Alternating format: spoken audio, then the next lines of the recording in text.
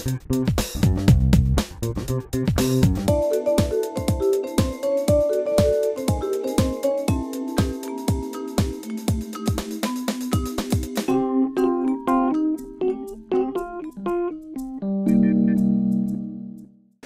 merci à M. Jesenek d'avoir bien voulu exposer à la Ville d'Avlon. Il m'a remercié d'avoir accueilli son expo, donc c'est normal que je le remercie d'avoir exposé. Comme ça fait deux. Exactement. On est frappé, en regardant même rapidement l'exposition, de son éclectisme. En tout cas, moi, c'est ce qui m'a frappé. Et je suis toujours franc et spontané quand je commente lors d'un vernissage d'une exposition. Éclectisme technique, de la peinture, de la sculpture, des matières, des inspirations, des thèmes. On va de l'illustration avec le Petit Prince jusqu'à des choses non figuratives ou symboliques, ou d'inspiration animalière. On a même quelques photos de land art. Alors, je vous prends en mot, c'est pas vrai, hein, elles ne sont pas restées là après votre départ, elles sont baladées aussi. Il n'y a pas de raison. Il n'y a pas de raison. Vous ne le savez pas. Vous ne le savez pas, mais je suis sûr que ces créations-là ont bougé. Donc voilà, un éclectisme qui nous demande à nous, en visitant l'exposition, un petit effort pour profiter de chaque pièce et ne pas se laisser trop distraire par celle d'à côté. Donc c'est une exposition qui mérite, à mon sens, plusieurs regards pour ensuite se concentrer sur différents sujets. C'était un animal dans une pierre, en fait, il ne faisait que faire ressortir l'animal qui y était déjà.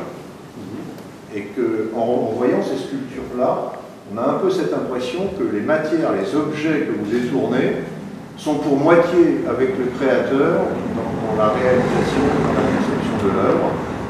Alors, ça nous laisse croire que puisqu'il y a la moitié qui est faite par les objets et la matière, on pourrait presque tous faire un petit bout de l'autre moitié et se transformer aussi en créateur.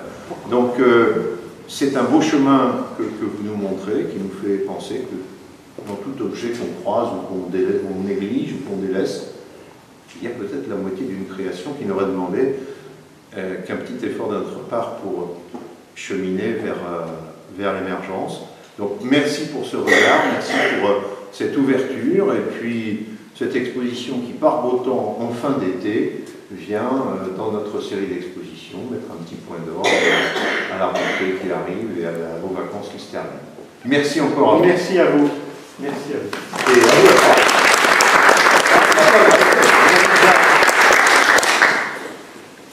Vous avez déjà dit beaucoup de choses, mais celle qui m'interpelle, on va dire, le plus, c'est dans vos dernières paroles, le fait que, effectivement, c'est la matière, qu'elle soit objet ou inerte, qui m'amène vers une création.